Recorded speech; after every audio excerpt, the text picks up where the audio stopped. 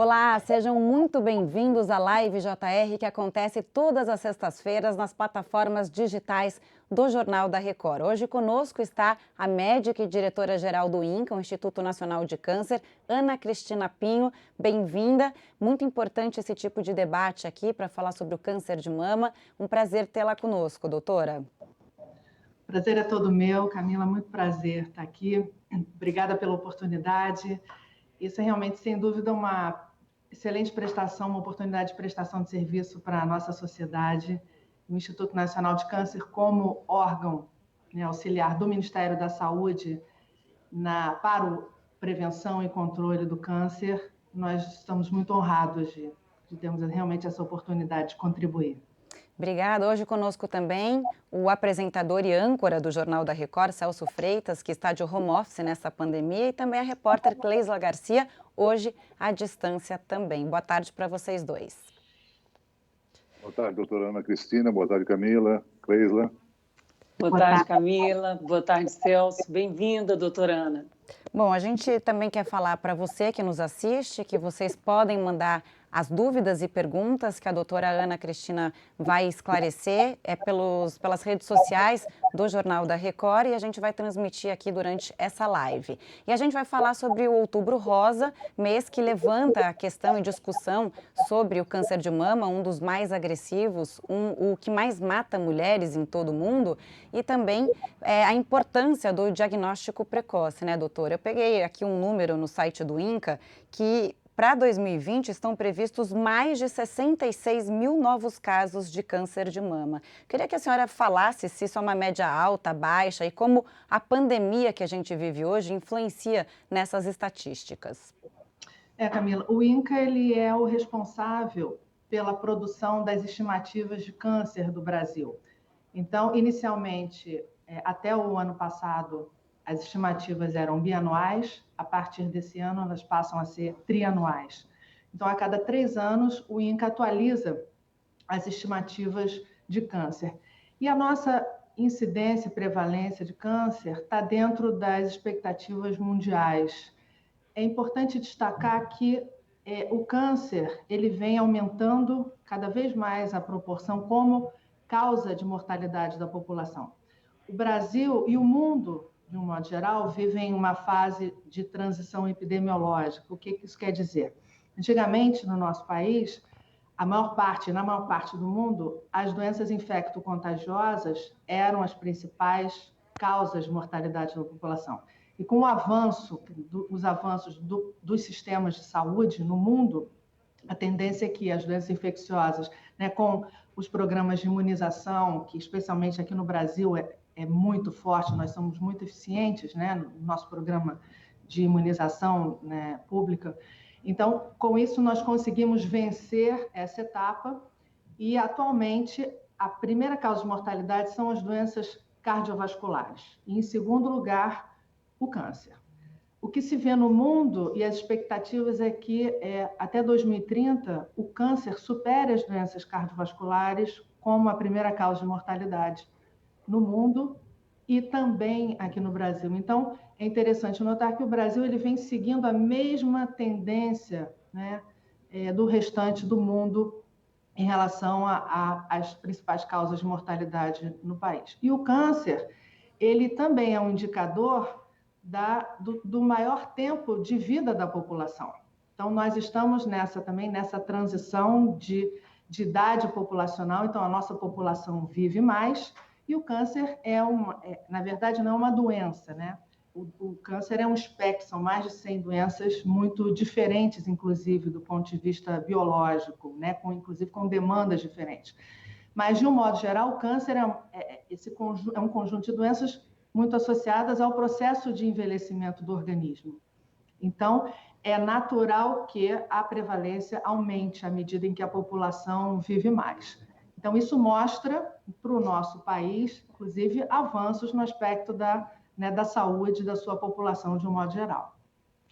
E o câncer de mama, na população feminina, também essa alta prevalência também é um indicador de avanço, de progresso no sistema de saúde, porque é exatamente o mesmo câncer que mais acomete e mata mulheres nos países desenvolvidos.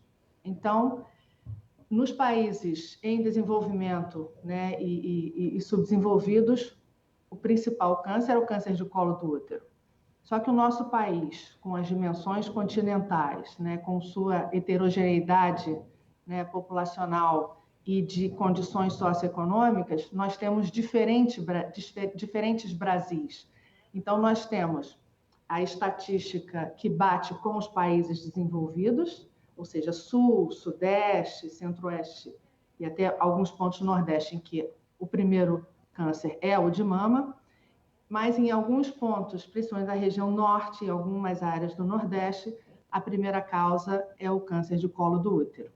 Então, o câncer de mama é um indicador de desenvolvimento.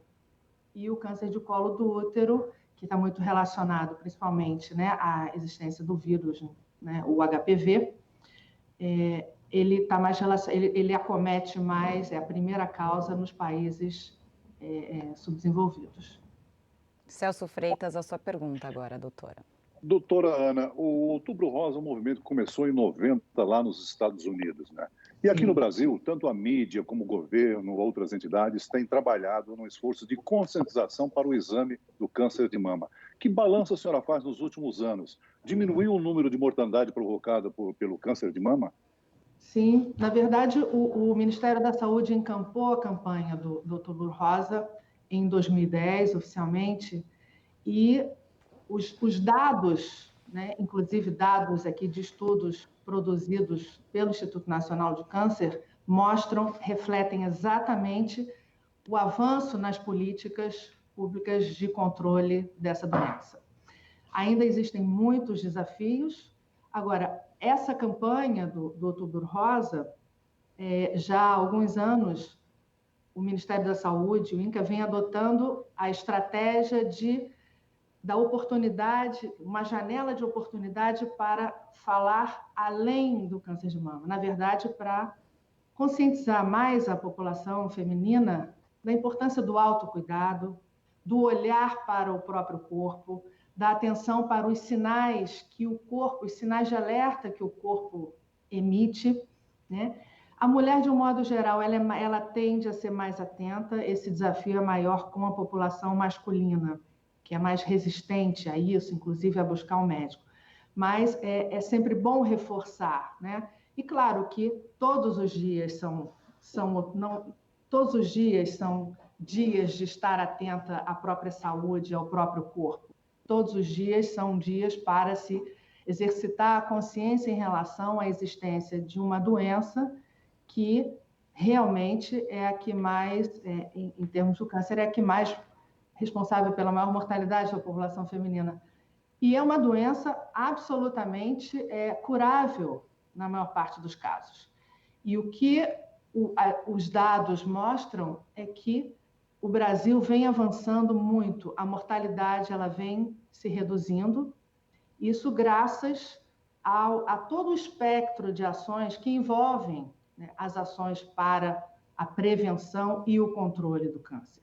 Então, começando no espectro inicial, que é o da promoção da saúde, ou seja, a adoção de hábitos saudáveis de vida, o combate à obesidade, sedentarismo, tabagismo, que são fatores de risco já muito bem demonstrados, com alto nível quando a gente pensa em evidência científica.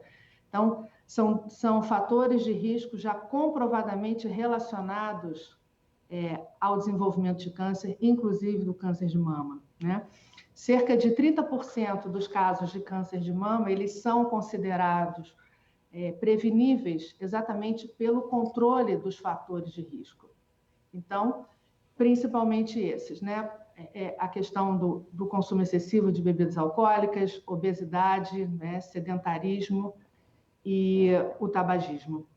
Então, a mulher, ela precisa estar atenta a essa adoção de hábitos de vida mais saudáveis, inclusive na consciência das gerações, quer dizer, filhos, netas, né? Dividir, compartilhar essa cultura, né, de autocuidado e de preocupação com uma doença que é mais do que evitável, ela é controlável na maior parte das situações. Os tratamentos avançaram muito, tanto no aspecto da quimioterapia, quanto da radioterapia, da cirurgia.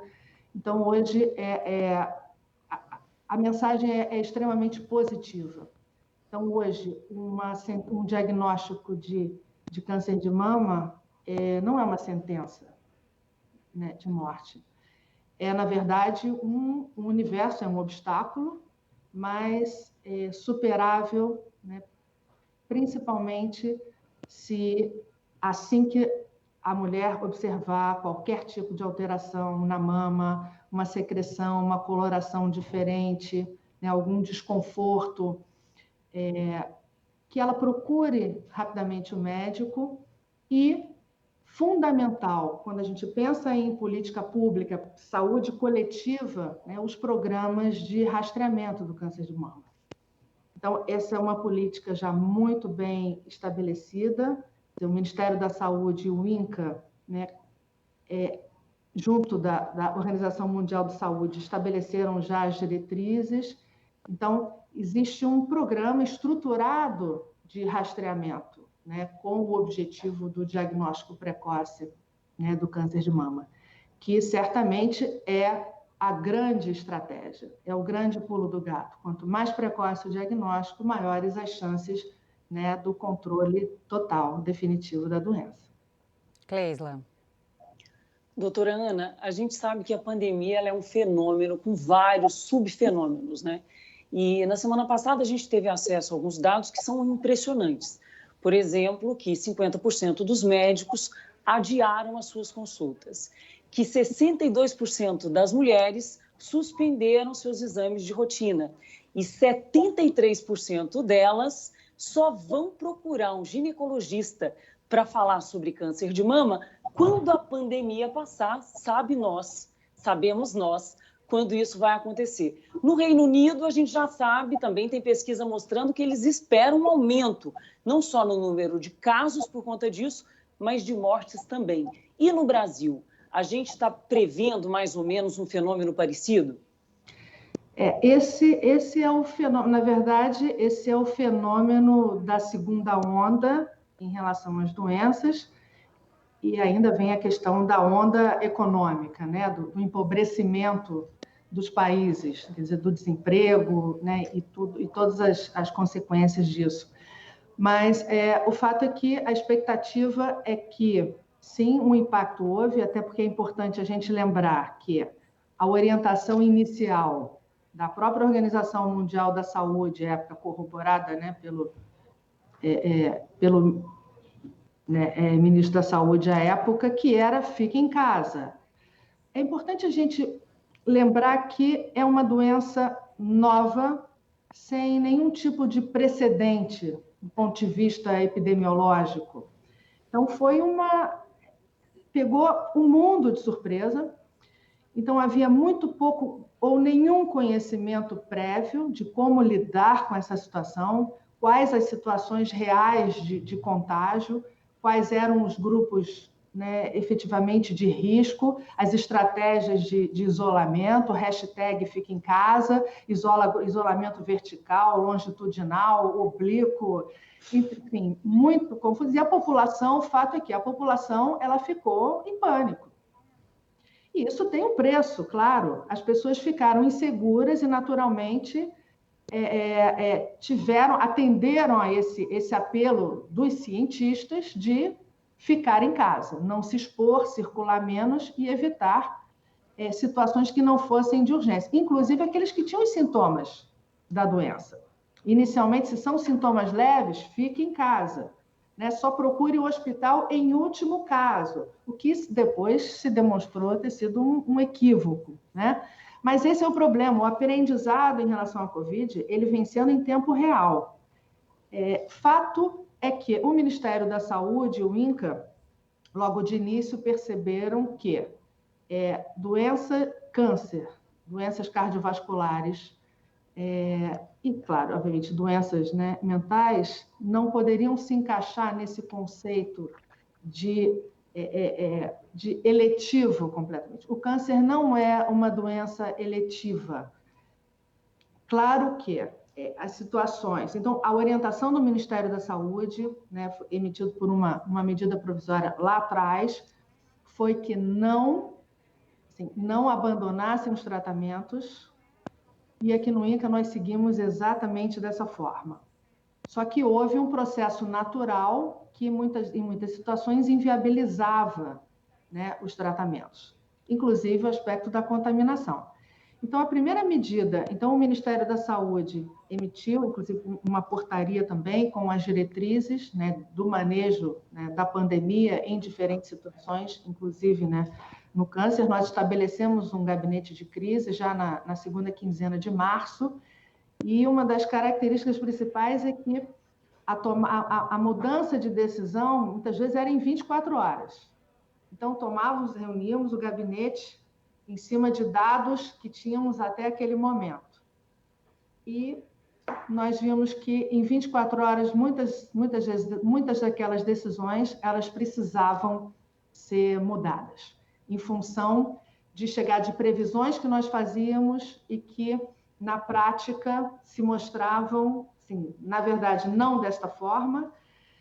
Então, nós criamos rapidamente uma política, logo identificamos a necessidade da testagem para dar mais segurança, mas a orientação foi que os pacientes não abandonassem o tratamento.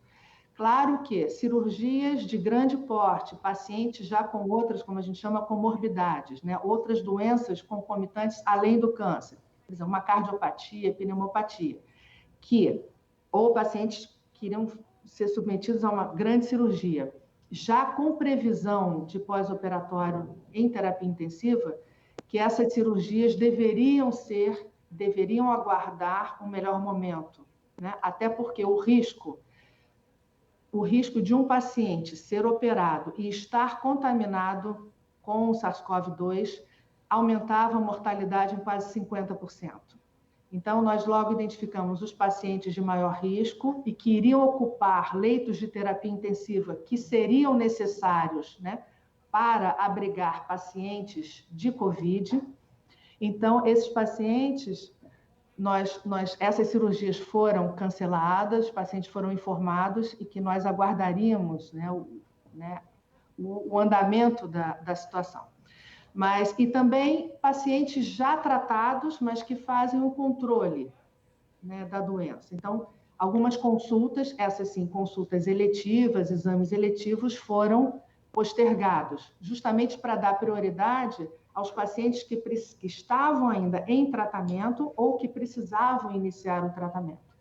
E fato é que, apesar das dificuldades, nós conseguimos manter, né, a produtividade, especialmente...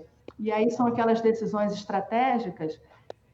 Então, considerando-se a dinâmica dos casos, dos tipos de tratamento, da previsão de tempo de internação hospitalar, de giro de leito, nós elegemos exatamente as cirurgias de mama como cirurgias prioritárias. Ou seja, é uma paciente que já está com diagnóstico, já iniciou muitas vezes um tratamento quimioterápico e precisava fazer a cirurgia ou a radioterapia, e existe todo um timing, né, para esse tratamento acontecer. Então, o espaçamento entre uma etapa do tratamento e outra, né, caso haja indicação de diferentes etapas, é preciso que haja, não são tempos aleatórios, é preciso que haja um casamento entre essas etapas, elas devem acontecer em determinados períodos, né? Então, a nossa prioridade foi em relação às cirurgias de mama e houve um impacto, sim, uma redução, né, em cerca de 30% dos atendimentos, mas foi a cirurgia que a gente conseguiu manter melhor. Quando nós iniciamos a testagem aqui, nós fizemos a testagem do PCR viral. Nós temos plataforma de testagem viral aqui no INCA, que já testam outros vírus, então nós passamos a utilizar essas plataformas aqui para a testagem, né, de SARS-CoV-2. No primeiro dia de testagem, de 13 pacientes testados, pacientes candidatos à cirurgia, agendados para a cirurgia, de 13, 11 vieram positivos. Isso refletia batia exatamente com o que estava acontecendo fora, né? Com as estatísticas aqui, principalmente na região metropolitana do Rio de Janeiro e Grande Rio. Então, e aí isso exigia, obviamente, o cancelamento da cirurgia, né? Então, em alguns momentos, nós não tínhamos assim, paciente testado, já liberado para ser operado. Então, durante alguns dias, a gente passou a atender só cirurgia de emergência, até que nós conseguíssemos começar a testagem em série. Então, logo nós começamos essa testagem, exatamente para garantir a segurança, né, dos pacientes. E a cirurgia de mama, quando nós começamos a testar, houve realmente um impacto, mas nós ficamos muito, muito satisfeitos de saber que a gente conseguiu manter, olhar para trás e ver que nós conseguimos manter a assistência. Quimioterapias, inclusive, nós tivemos um pequeno aumento do número de quimioterapias realizadas. Radioterapia, houve um leve decréscimo, mas, assim, nada importante. O impacto maior mesmo foi em relação às cirurgias. Mas o que menos teve impacto foi exatamente as cirurgias de câncer de mama, porque são cirurgias de curto prazo, basicamente 24 horas de internação, cirurgias de menor porte. Então, do ponto de vista de segurança para paciente, eram as mais indicadas. Então, todos os esforços foram empreendidos, né, nesse sentido. Agora, claro, uma outra medida que foi adotada e que realmente assim, é de cortar o coração, mas foi a medida adotada, quer dizer, por todos os hospitais, inclusive os privados, foi de cancelamento de visitas, né, e permanência de acompanhantes. Então, isso principalmente na parte de cuidados paliativos foi bastante difícil. Mas no caso, por exemplo, das cirurgias de mama, o melhor é que, como era um período curto de internação, né, previsto, então não havia tanto sofrimento nesse sentido do afastamento dos familiares. Então, num balanço geral, com o apoio do Ministério da Saúde, seguindo as diretrizes do Ministério da Saúde, nós conseguimos superar, inclusive, a grande baixa que nós tivemos das equipes assistenciais, né? Então, o que nós vimos aqui foi um movimento, dizer, equipes, inclusive funcionários da assistência que trabalham no INCA e fora do INCA, né? Se afastando por Covid, e nós adotamos também o teletrabalho, não para as áreas assistenciais, mas o trabalho remoto para as áreas de apoio, né, administrativas, com um perfil de atividade assim, compatível com o trabalho remoto, para reduzir a circulação, né, de pessoas. Então, num balanço geral, nós nos orgulhamos. Agora, eu acho que é importantíssimo, e claro, o rastreamento não são 6 meses, embora a gente não soubesse quando a coisa fosse realmente passar, né, o pico, não se sabia exatamente quando seria esse pico, como as coisas aconteceriam, mas fato é que o rastreamento, o adiamento do rastreamento dentro da faixa etária, né, e da periodicidade, né, para rastreamento do câncer de mama, não teria um impacto, não iria comprometer, né, a evolução da doença nos pacientes. Então, doutora Ana, do rastreamento, né, da mamografia dentro daquela faixa etária prevista por 3 meses, 4 meses, 6 meses, não iria comprometer. Então, já foi feita a retomada desse rastreamento, né, com a redução do número de casos, embora a gente esteja vendo aí, observando uma pequena, né, onda, uma reincidência aí de novos casos, mas nada semelhante, e aqui a gente monitora isso diariamente, com certeza a fase pior já passou. Isso está muito claro aqui.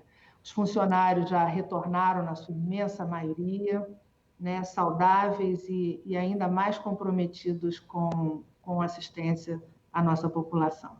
Obrigada. Doutora Ana, eu queria aproveitar a sua presença e fazer prestação de serviço para a nossa audiência, né?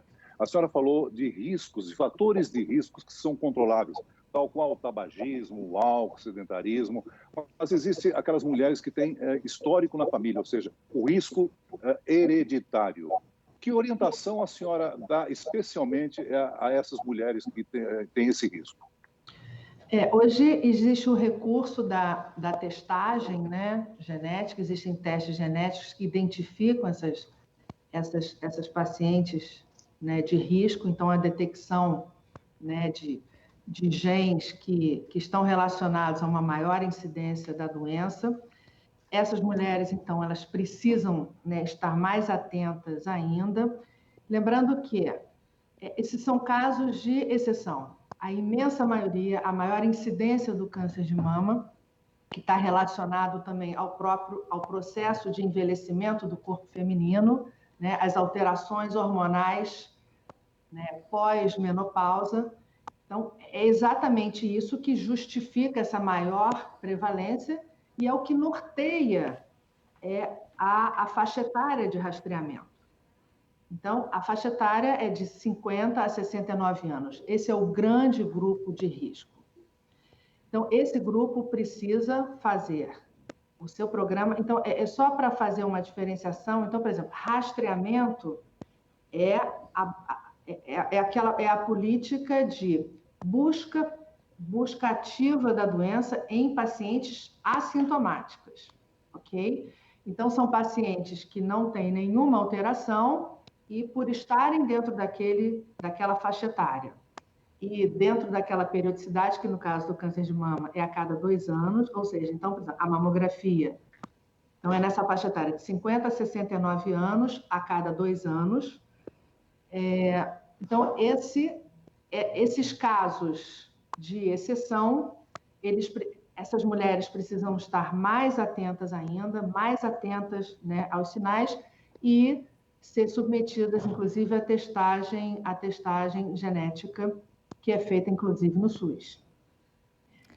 Aqui no INCA, por exemplo, nós temos um centro de aconselhamento genético que, inclusive, acompanha, né, essas pacientes de risco, inclusive famílias. Existe uma rede nacional de aconselhamento genético, especialmente na área do câncer. Então, o INCA é um dos membros, né, dessa rede que faz o acompanhamento e o estudo, né, dessas pacientes que estão sob um maior risco e precisam ser realmente monitoradas. Doutora, continuando ainda nessa linha da prestação de serviço, a gente fala muito da prevenção ao câncer de mama, né? E tem um dado que diz que se você detecta precocemente, a chance de cura é de 100%. A fórmula continua a mesma, aquela de fazer o autoexame, fazer a mamografia. E aí, para complementar a minha pergunta, a gente tem a pergunta da Laís de Salvador, que mandou aqui nas nossas redes sociais. Se você tiver alguma pergunta, também mande para a gente. A Laís, ela fala que ela perdeu uma amiga para o câncer de mama e ela quer saber se o Outubro Rosa foca mais na realização da mamografia, exame que é recomendado para mulheres a partir de 40 anos. Há essa limitação de idade, ela pergunta? Não. O que é recomendado em relação à mamografia e também à prevenção, doutora? Bom, a prevenção é o grande foco do Outubro Rosa. O grande foco começa exatamente na prevenção, ou seja, na adoção dos hábitos saudáveis de vida, do controle do peso, evitar o controle dos fatores de risco. O autocuidado, o autoexame de mama, da maneira como ele foi concebido no passado, caiu por terra. Não existe mais aquela política, com aquela técnica específica de palpa aqui, palpa colar. Isso confundia as mulheres, acabava gerando uma ansiedade grande e não tinha uma eficácia tão grande. O importante é estar atento à forma das mamas, à saída de secreções, aparecimento de alguma coisa, ou muitas vezes a palpação acidental de alguma coisa que não esteja normal. né? Mas quando a gente fala autoexame, é porque o autoexame, da maneira como ele foi preconizado no passado, envolvia uma técnica específica. Essa técnica específica, então, é que não se justifica mais. É o normal, é a mulher estar atenta ao seu próprio corpo, conhecer o próprio corpo. Agora, o que é importante a gente falar em relação à mamografia? Então, como eu disse, por que a mamografia, na verdade, não é aos 40 anos? As diretrizes internacionais não são a partir dos 40 anos, elas são a partir dos 50 anos. E por quê? Porque a mama, ela tem características anatômicas diferentes, quer dizer, abaixo dos 50 anos, que atrapalham, que dificultam, que tiram o poder da mamografia em revelar lesões. Então, porque a mama mais jovem é uma mama mais densa. Então, isso dificulta o laudo, confunde a chance, então, de ter um resultado falso positivo ou falso negativo aumenta muito. Além disso, é importantíssimo lembrar que mamografia é radiação. E radiação é um fator de risco para câncer. A radiação, a radioterapia, a radiação trata câncer e a radioterapia, a radiação causa câncer, né? Então, assim como também a ideia da mamografia anual. Mamografia anual. Então, vamos imaginar uma mulher jovem sendo submetida anualmente àquela dose de radiação. Então, não existe segurança, não tem como se garantir que não existe um risco aumentado de desenvolvimento de câncer de mama em função dessa exposição à radiação, com essa frequência e durante tantos anos. Então, ou seja, quando a gente fala de mamografia, é importante lembrar que é um exame altamente dependente da qualidade do aparelho e de quem está dando o laudo, de quem está fazendo a análise daquele exame. Então, doutora Ana. Sim. Doutora Ana, muito interessante essas suas explicações, porque algumas delas a gente ainda não tinha ouvido falar, então é muito importante. E a gente sabe também, e isso comprova o que a senhora está dizendo, que a cada 5 mulheres, 4 têm câncer depois dos 50. Eu tenho 2 perguntas bem rápidas de bate-bola para a gente tentar esclarecer algumas coisas. Quando a gente fala, é uma pergunta relacionada do Celso, quando a gente fala de rastreamento pelo SUS, a gente está falando de rastreamento daquelas mulheres que têm casos de câncer na família. Esse exame, o BRCA1 e 2, que é um exame caríssimo, ele é disponibilizado pelo SUS ou não ainda? Posso só complementar da Cleisla aqui? Tem uma participação de uma espectadora, a Eduarda Santos, via Instagram, do Jornal da Record, que ela disse que perdeu 5 pessoas da mesma família com câncer e pergunta se a doença pode atingir, ainda assim, mais pessoas da família. É só complementando essa pergunta da Cleisla. A maior parte dos cânceres, eles não têm essa origem genética, né? Ou pelo menos não está relacionado a genes que já foram identificados, né? Esse é um campo vasto aí de pesquisa, né? A oncogenética está em franco processo de evolução e hoje os esforços estão muito relacionados em diagnosticar o subtipo de câncer. Então, quando a gente fala em câncer de mama, existe um que é mais prevalente, mas existem subtipos de câncer.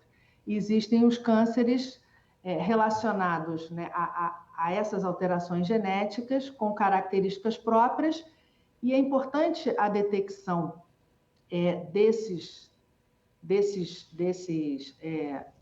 digamos assim, dessas moléculas, porque é a partir da identificação dessas moléculas que se define o tratamento. Então, esse foi um dos grandes avanços, né, no tratamento do câncer, é a terapia alvo, ou seja, a terapia específica para o paciente que sabidamente vai se beneficiar daquele tratamento, daquele medicamento. A gente sabe que os custos, né, agregados ao tratamento de câncer são muito altos, e fato é que muitos pacientes acabam sendo submetidos a tratamentos que efetivamente não vão, né, beneficiá-los. Então, isso também vale para o câncer de mama. Então, a pesquisa desses genes é importante, principalmente para nortear, né, o diagnóstico. Agora, quando a gente fala em rastreamento, o rastreamento não o rastreamento na política de saúde é dentro da faixa etária prevista naquela periodicidade prevista. Então, no caso da mama, né, reforçando, é dos 50 aos 69 anos, a cada 2 anos, né, com a mamografia. Mas não faz o Doutora Ana PSA, Cristina. né, doutora? Não, faz o exame de PSA, rastreamento genético não. pelo SUS. Nesses casos com histórico familiar, sim. Né? E uma vez sendo feito o diagnóstico, a pesquisa desse gene, caso haja indicação, ela é feita. E é custeada pelo SUS. A gente tem ainda um tempo, Celso, a sua pergunta. Eu estou aqui em minoria nessa live, né? Mas eu quero perguntar para a senhora o seguinte: qual a preocupação, a incidência de câncer de mama nos homens? Como é que é a metodologia de avaliação, de exame que o homem deve procurar se sentir alguma anomalia? Normalmente, o homem, assim, como tem menos tecido, a menos que seja, né, assim, que esteja sobrepeso, né, seja mais gordinho, com a mama mais, né, adiposa, como a gente chama, qualquer alteração de volume, de coloração, secreção pelo mamilo, secreção sanguinolenta ou secreção leitosa ou purulenta, são sinais que muitas vezes no homem acaba ficando mais evidente, por exemplo, a presença de um caroço, né, um volume diferente, ou seja, mamas que eram parecidas, de repente, começam a ficar diferentes, chama atenção. E aí o homem ele precisa ser submetido é o mesmo processo, né? Mamografia e ressonância magnética, porque na mamografia, nessa técnica, assim, no homem não é compatível, né? Mas a ressonância magnética, ela consegue mostrar, e o tratamento aí precisa fazer uma biópsia, né? Normalmente é feita uma biópsia estereotáxica, vai lá, faz o exame anatomopatológico, identifica o tipo de tumor e faz o tratamento. Agora, não existe uma política de rastreamento para a população masculina. Agora, a mamografia é o exame mais correto, mais fidedigno para a orientação do especialista, do médico, né? Mais do que a ultrassonografia. Por que esse exame é tão dolorido? O homem já foi à Lua e não desenvolveram nada de melhor para o exame feminino? Pois é, por enquanto não. Todos os equipamentos melhoraram muito na sua qualidade, então a própria técnica da mamografia evoluiu muito, mas continua sendo fundamental, pelo menos os dispositivos, os equipamentos disponíveis aí no mercado, eles ainda envolvem a compressão da mama, a redução do volume da mama, como diz assim, aquele achatamento, é um esmagamento. É um esmagamento. A gente sabe bem, né, Cleisa? Nossa, Camila, Deus me... É uma dor necessária, é uma dor que é importante sentir, mas a causa com certeza deve doer menos do que um tumor, né, do câncer de mama. Com certeza. É um excelente motivo e realmente é um exame sendo feito nas condições adequadas. Inclusive o INCA, ele tem um programa muito bacana, é um programa de qualidade em mamografia. Então o INCA, ele avalia a qualidade técnica dos equipamentos de mamografia. Isso é um serviço prestado, né, no país inteiro, inclusive até outros países da América Latina. Então tem um programa de qualidade em mamografia e em radioterapia. Então, porque é importante que o equipamento seja um equipamento de qualidade, porque isso a gente também precisa pensar muito. Imagina, um exame falso positivo numa mulher, imagina, ela começa a entrar na paranoia, no medo, na insegurança de estar com a doença. Então, e muitas vezes não. E esse é o problema da mamografia precoce, fora da faixa etária prevista. Porque só gera mais ansiedade, medo, insegurança, né? e muitas vezes biópsias desnecessárias e, como eu disse, né, irradiação desnecessária, né, das mamas. Doutora, muito obrigada pela participação aqui na live JR, nosso tempo acabou. Obrigada, a gente conversou com a Ana Cristina Pinho, que é diretora-geral do INCA, o Instituto Nacional de Câncer. Obrigada e esclarecimento tão importante, né, e principalmente nesse Outubro Rosa. Eu que agradeço a todos vocês, obrigada Record, mais uma vez, em nome do INCA, do Ministério da Saúde e das mulheres brasileiras. Muito obrigada. Celso Freitas, o âncora e apresentador aqui do Jornal da Record. Também bom descanso nessa sexta-feira. Sexta-feira que vem tem mais, você está aqui, né? Com certeza, estarei por aqui. Leila, você também. Boa sexta-feira. Obrigada, Camila, obrigada a todos. Bom fim de semana. Bom final de semana e a live JR fica por aqui e até a próxima.